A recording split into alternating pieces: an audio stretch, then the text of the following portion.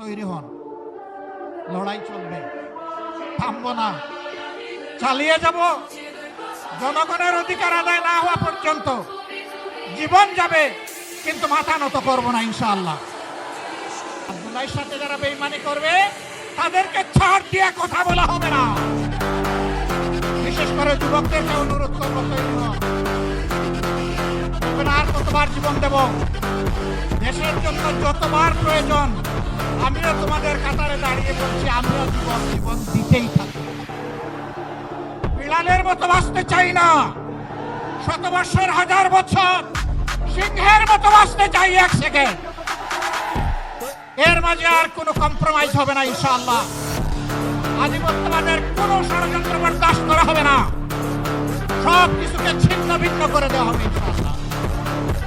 সবাইকে আবারও আরেকটি অনিবার্য লড়াইয়ের জন্য প্রস্তুতি নেওয়ার আহ্বান জানিয়ে আমার বক্তব্য এখানেই শেষ করছি। আল্লাহ হাফেজ। বাংলাদেশ জিন্দাবাদ, বাংলাদেশ খেলাফত মজলিস জিন্দাবাদ।